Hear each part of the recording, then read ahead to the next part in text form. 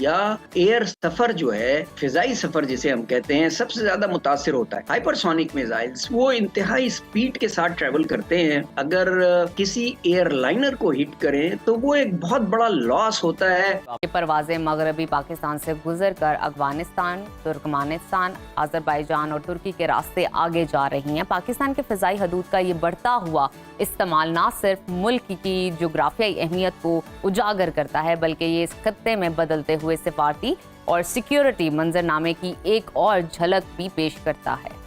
यहाँ पर सवाल ये पैदा होता है कि क्या पाकिस्तान की फ़िज़ाई हदूद के मुसलसल इस्तेमाल से कौमी एविएशन सेक्टर को कोई फ़ायदा हो सकता है और आलमी परवाज़ों के लिए ये मुतबादिल रूट्स कब तक कारगर रहेंगे। इसी पर बात कर लेते हैं, जानने की कोशिश करेंगे। दिफाई तज्ज़ियाकार air commodore retired doctor Ziaul Haq Shamsi साहब ने हमें ज्वाइन किया है। Sir, good morning and welcome to Suno Pakistan.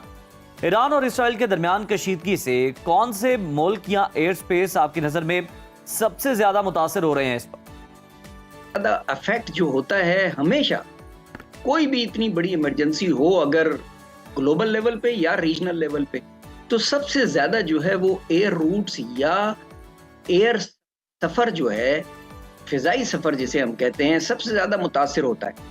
आपको याद होगा कोविड के दिनों में भी सबसे ज्यादा मुतासिर जो फिजाई सफर हुआ था। ऑल्दो उस वक्त एयर रूट्स अवेलेबल थी, लेकिन फिजाई सफर जो है वो बहुत ज्यादा मुश्किल और अनसेफ समझा जाता था।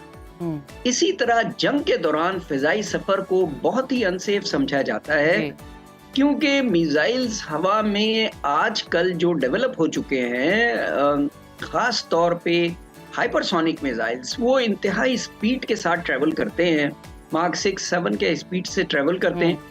और नौजुबिल्लाह खुदा न खास्ता अगर किसी एयरलाइनर को हिट करें तो वो एक बहुत बड़ा लॉस होता है, सिर्फ उस मुल्क के लिए नहीं जहां से वो जहाज गुजर रहा होता, डेफिनेटली, या वो मुल्क जिसका वो जहाज होता है, बल्कि उसमें सफर करने वाले लोग दुनिया के कहीं भी हो सकते हैं। आप देखें, रिसेंटली अनफॉर्चुनेटली एक बड़ी बदकिस्मती की बात है कि 2025 जब से शुरू हुआ है, फिजाई हादसात बहुत बढ़ गए हैं।